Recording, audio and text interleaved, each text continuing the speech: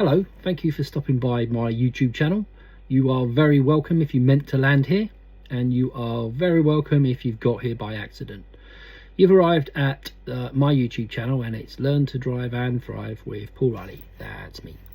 And what I'm looking to do is give little updates and help and tips and stuff that might help you get through your L test or get through life as a driver, might help you with your preparation for being a trainee driving instructor, and it might help you when you're a driving instructor already, and some of the time you just want a different idea, concept, way of doing something. So if you're here, welcome. So I wanted to move on from the last show, which was getting your first lesson even sorted out. So we've got our license and we've applied for it online. We've preferably by online rather than post, because it's a bit quicker. We definitely used a kosher, bona fide platform to do that. The trouble with the internet is sometimes there's a little click page for something that takes you somewhere that you could do for free. And driving tests and licenses and theory tests, that can sometimes happen. You press on so-and-so's website and they charge you a fee on top of whatever it is you're supposed to pay for the service that you could get for no extra. So do make sure that you're using the genuine link to get there. So you've got your license, it's arrived, you've done research and found a driving instructor. Maybe you've used friend of a friend, personal recommendation, you've done Google review search, you searched their website, you've inquired with them directly, maybe even you've called them and they spoke down the phone. You think, oh yeah, you're quite a knowledgeable person, you seem quite kind or whatever. So you've done your homework. You found out about their refund policy. You found out about whether you get any money back if you decide to cancel, whatever it is. You've hopefully scheduled enough lessons in advance so that you have got your learning journey mapped out. Even if you ended up changing your mind, the time's already scheduled, blocked out. You've maybe sent your first lesson payment over. That would probably be normal. I said that in the last one. And you're all good to go. So you may have even been sent some stuff from them, theory test study app, a PDF book, some URLs to press on and open up, helpful stuff. You might have started that learning journey already. So between the time that you book get a license, between the time that you arrange lessons, and between the time that you definitely start them, get that theory going. Get working on that theory, because you can, practically speaking, if you plan it well, you could apply for your license 15 years and 9 months. That was my advice. And then in time, in terms of the time ticks along a little bit, you then plan a theory test. You then book it for age 17 years and 1 day. And then crack on and get it done. Don't wait till you're in the car. Don't wait till you've met the instructor. Don't wait till you think, oh, next week I've got a lesson. Get on and do it now. You need to know all this stuff. And the more that you can get your teeth into that, and the quicker you can blast through that, then you'll be readier sooner when you think about the test. Because you don't want someone teaching you the highway code in the car. They will, and I would if someone asked me to. It's a massive waste of time and money. You can do that bit. So what I want to take you through is what lesson 1 could be like, what lesson 1 should be like. And again, got a caveat, because we live in a world of people that go point and go, oh, but that's not my experience. So there are 41,000 driving instructors across the land. There are maybe half that amount, again, 20,000 odd trainee instructors. Every one of them's got a different idea on what to do. And the reason for that is, and I use these, and I'm quite a visual person. I talk with pictures and I talk with stories. And these are I'm just drawing on the things I say to people when they ask me. So this is the way I explain it to people when I'm talking to them. I say to them, so when it comes to driving instruction, anybody qualified to teach has got a green octagonal badge in their window of the car. Should definitely be on display, certainly if they're charging you for their time. And it's got a date on it that it expires. So the person you're teaching has got to be licensed, and they have to have a badge that's in date, right? But you got so many different people with so many different ideas, so you might get 41,000 different versions if you ask them all about what a lesson should be. But I would explain it to them like this, that driving instruction is like this. If you worked for, say, McDonald's, right, they would make you read the manual on how to cook chips. Read this. only do this, don't do anything but this. And you'd have to read it and absorb it and do it. And then if you did exactly what it said, if you did everything it said word for word and in the right order, then every one you go into, you go, oh yeah, the chips taste the same. Oh my God. Yeah, because everything's the same. The preparation, the techniques, the way it's done, it's all the same. Driving instruction isn't like that. It doesn't come with a book or a manual that says, only show them this. Don't do anything but that. It's all interpretation. And so you could get, and many people have had more than one lesson and they think, wow, that's different. How's this person so different to this?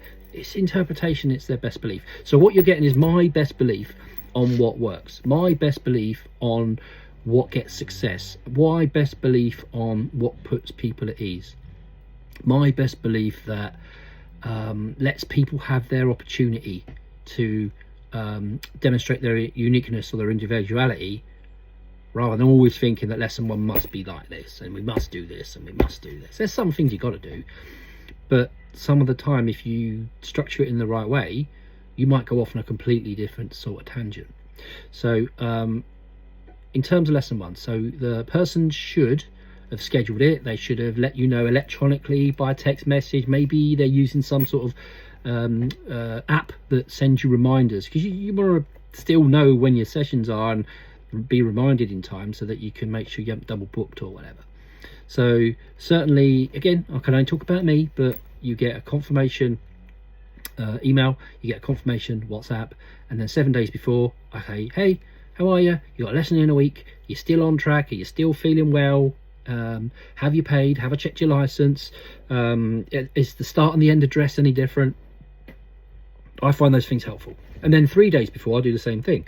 So that way, if there's any, oh no, hang on, I'm at my mum's house and I said I was going to be at my dad's house, or I've got to finish work, or something, there's still a chance to fix it.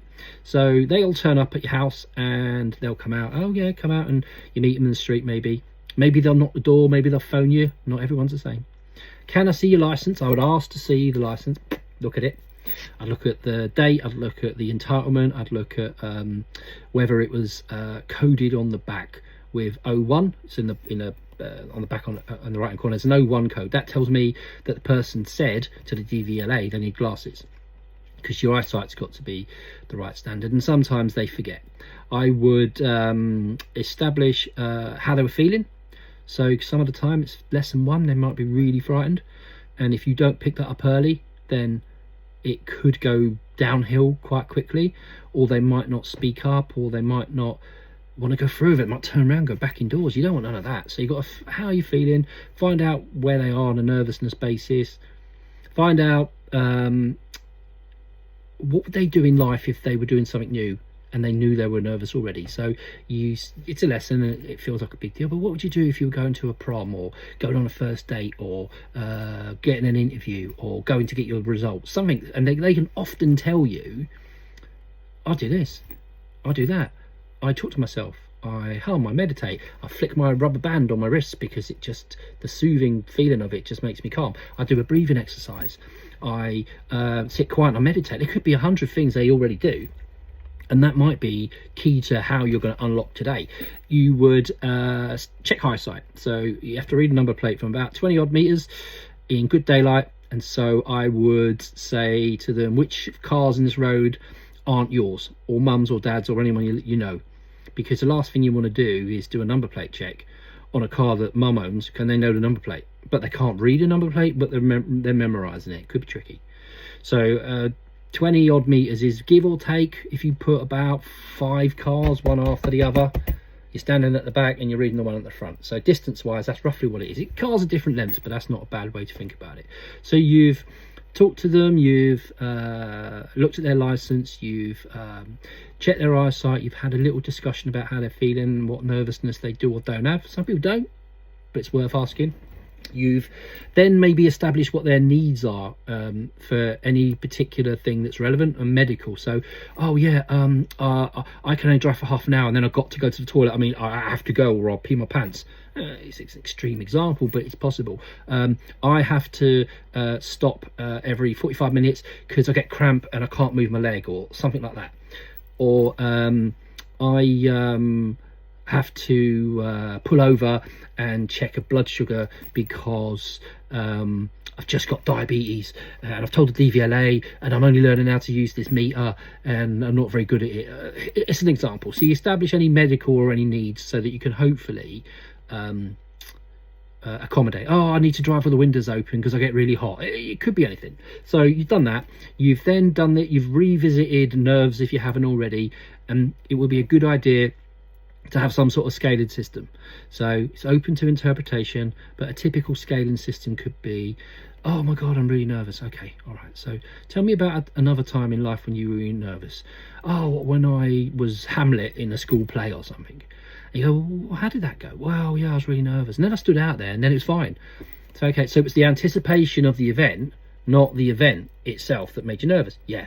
What did you do? Well, I breathed and I did this. And so how did you feel? If 10 was the most nervous you could feel on this scale, and 0 is I'm not nervous at all, and 5 is I'm nervous if I only think about the thing. If I'm thinking of something else, it's not even in my mind. That could be an example of a scaling system. And they'll go, oh, I'm a straight out 9. And you go, okay, wow, that's high on your scale. Okay. What do you already do for you? Find out. What do they do to calm themselves? Then find out, how do you want to feel at the end? And they might say to you, oh, I want to feel like an 8 or a 2 or a 1. And you might go, what's got to happen for that to feel true? And then some of the time, something comes out that then you can go, oh, crikey, all right, I need to know that. So, for example, if I can, a typical one, if I don't crash, that's a typical one. If I don't crash, I'll feel really good. Okay, yeah, well, don't worry, I'm not going to let you crash. If I can change gear, oh my God, that will be so great, and I'll feel less stressed. If you don't shout at me, you might go, what? Wait, what? Okay, so you're going to hold on to that and come back to that a little bit later, maybe. If you don't, and it's really bizarre, and there are loads of people that do bizarre things. So these are why I'm saying it. I'm saying it because it's happened with the conversations I've had with loads of people over loads of years. So I'm not making this stuff up. Oh, it'll be a good lesson and I won't be stressed if you don't slap me on the back of the wrist with a pen for making a mistake. What? So again, there's experiences there that create the nervousness, maybe, or feed the nervousness, and you've got to get under the skin of that. But you come back to that. So you've done needs, you've done scaling. You're going, what do you want to get out today? What's your ambition? What's the big dream? Oh, if I can drive in a straight line and change gears, that'll be great. And you might think, okay, yeah, we can do that. What if you were really blue sky thinking? What if you were thinking what feels like impossible? What would that be? And I could turn left at the end of the road. And something. So some of the time you'll find the big dream isn't necessarily big. It's big for them, and it feels real.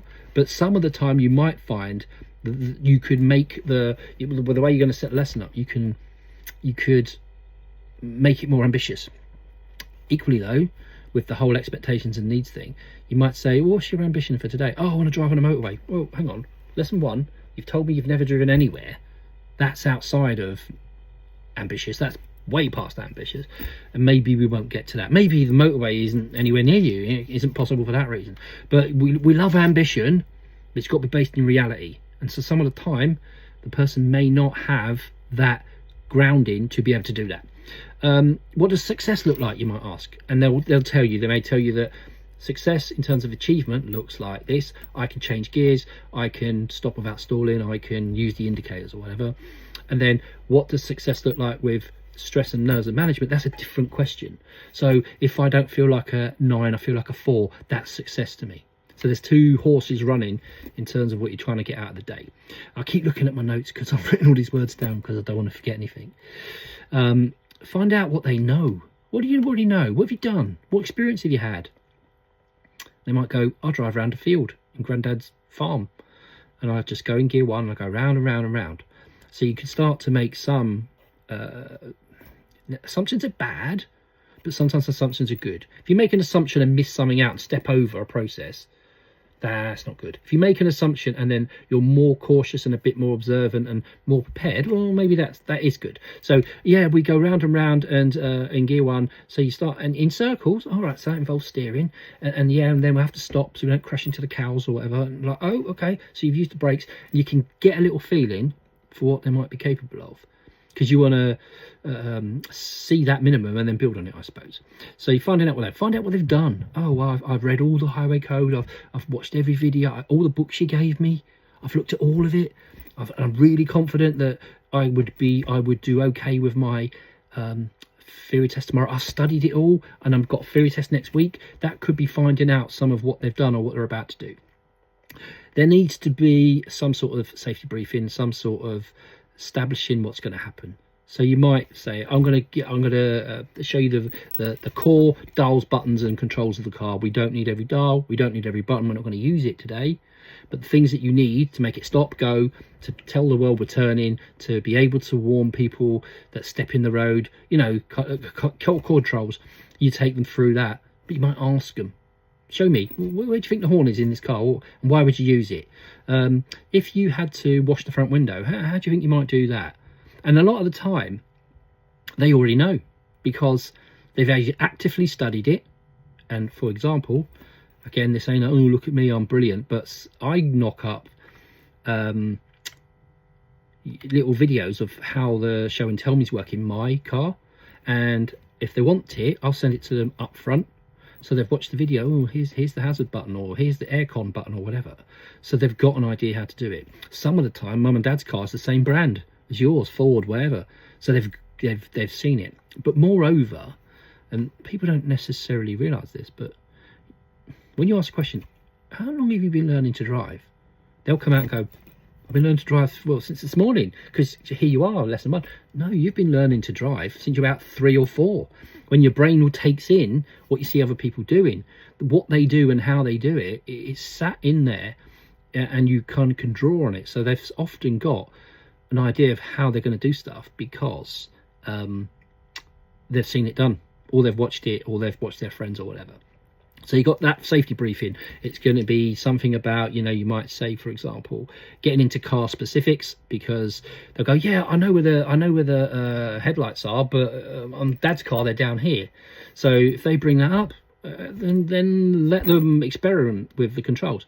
Don't overload and do every dial and button if it's not necessary, because you'd rather preach 10 things and they remember 10, because that feels like achievement, than go 25 different things and they remember half. That doesn't feel necessarily the same.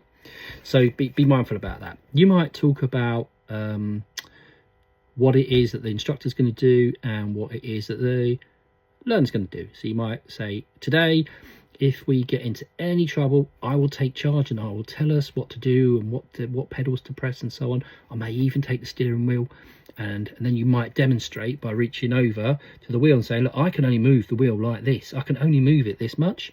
So if I need to turn, then I'm going to guide the wheel. Don't fight with me.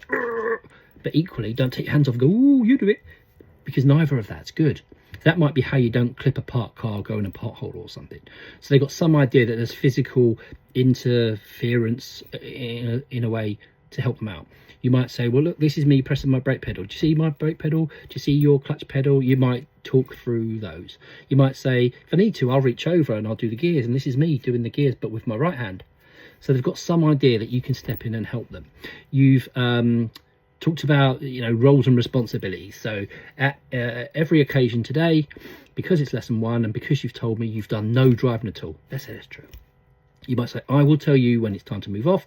I will tell you when it's time to stop. I will tell you whether we should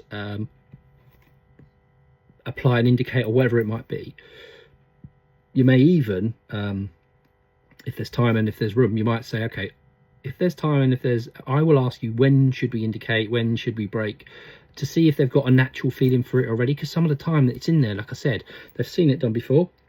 So it might be they've already got a good idea. But what you don't want to do is leave them feeling like they're in the deep end on their own. That is never a good idea.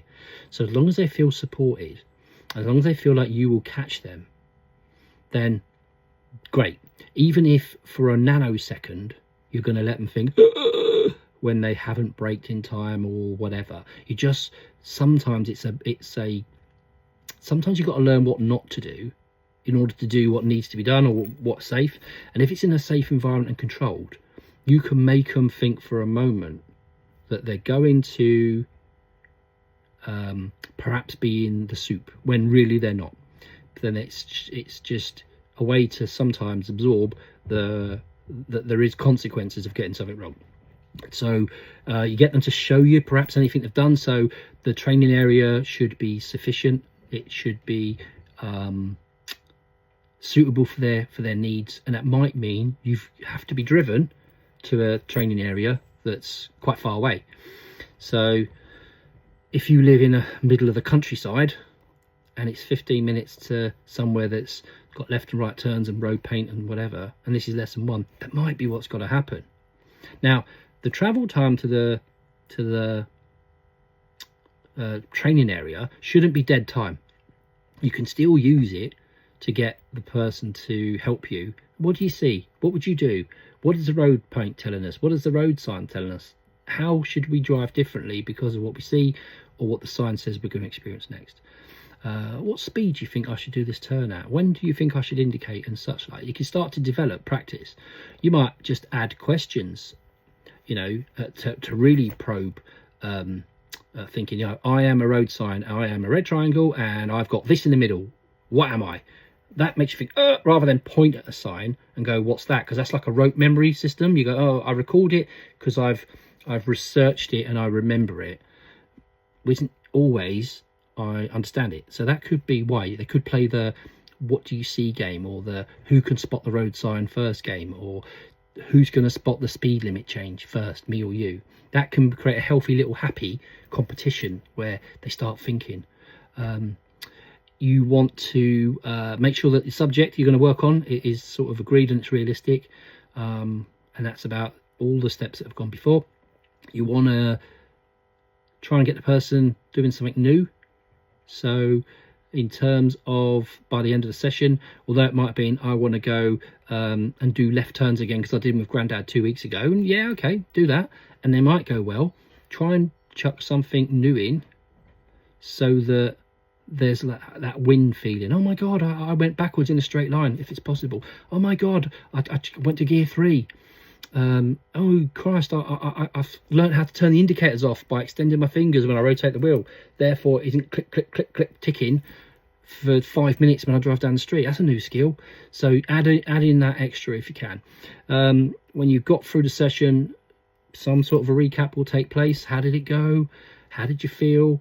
Where were your biggest wins today? What were you happiest with? There might be a scaling system involved again, which could be at the start of the day you told me you wanted to turn left. You told me that you wanted to stop at the end of the road without going over the giveaway line, for example. You told me that you want the car pointing in the correct direction that tells the world which way we're going, indicator or not. So in view of that happening and you feeling like you could do it again tomorrow with no help, if 10 is that score and 0's I can't do it, I still can't do it and I don't know how did you end up? And you get back to scaling again. Oh, I felt like a 3 or a 5 or whatever.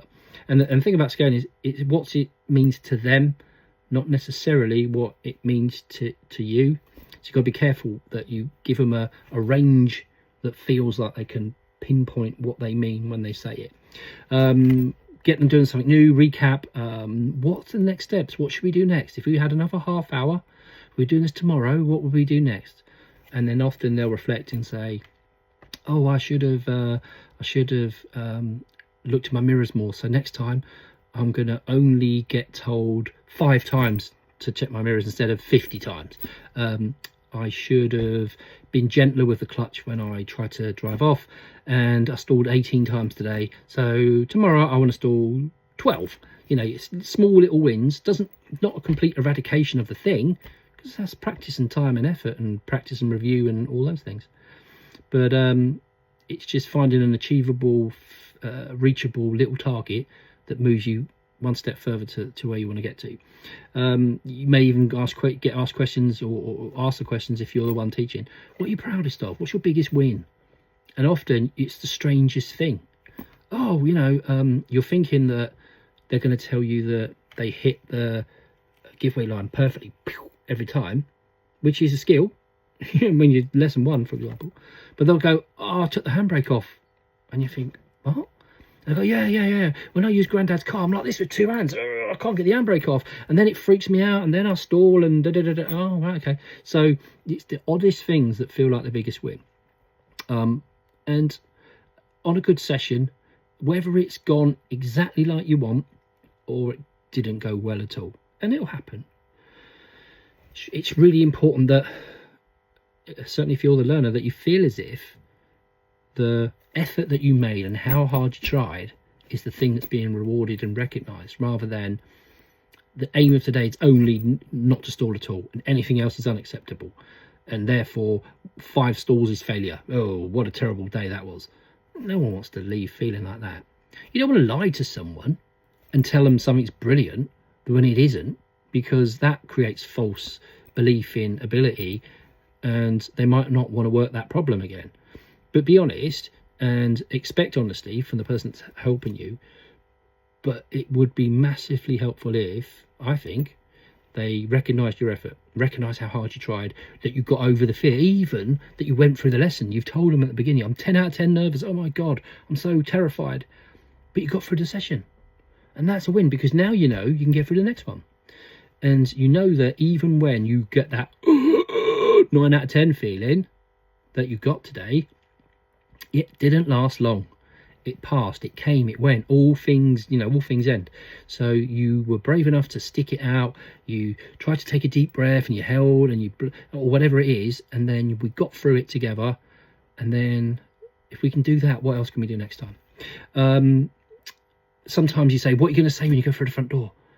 What would you tell mum and dad? And the thing they're most proud of will come out. So you can go, yeah, you can agree with it. And it sounds presumptuous, but at the end of lesson 1, you might want to say to your client, and your driving instructor might say to you, do you want to continue? Would you like to continue to work together? Because if they've had the good experience, then that's what should happen.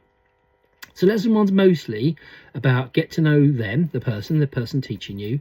Lesson 1 is get to know the sort of car and mostly how it works with some of its dials and buttons. But not every dial and button. But if you can absorb all that, get them to show you. Show them what you know, prove them what you can already do, learning something new, and what else? I guess learning how you're going to communicate with each other, so that you can use, for example, scaling questions that help get understood where you feel, how it's going, what's going well, that you can ask for help, and that you may establish a word, for example, that says you're getting massively overloaded. So you might say, okay, so when we're working together today and we're doing stuff, how will I know that you are at the limit of what you can cope with? So you might say, I'm going to say the word stressing, and stressing means I can cope with no more. In which case, the person teaching hopefully will go, okay, I'll talk you through it. That might be the answer. I'll do the gear stick for you. That might be the answer. I'll make sure that we use a slightly less mad training area or a less busy road. And that might be what brings the stress down, rather than ploughing on like some marine, and then feeling worse. So that's the kind of skeleton of how a lesson should go.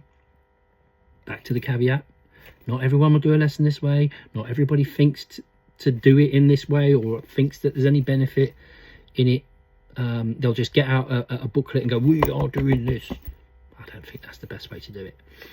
You might be too early on lesson 1, I think, to start getting out matrix cards or skills books, or ticking the little boxes to say, are you level 1 or level 5 on indicators or whatever. I don't think that's the right time to do it.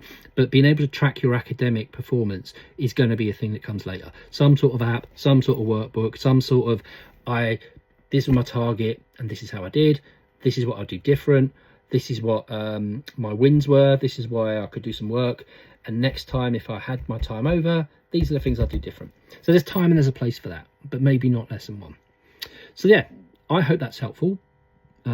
If you would like to be informed about future broadcasts, then by all means, like and subscribe. That would really help me. I'd love that. It means that the content is helpful and it's reaching people that go, I can do something with that info.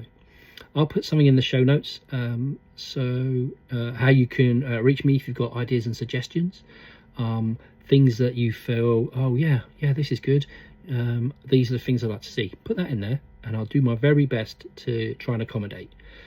thank you for watching. Thank you for watching to the end. I will see you the next time you press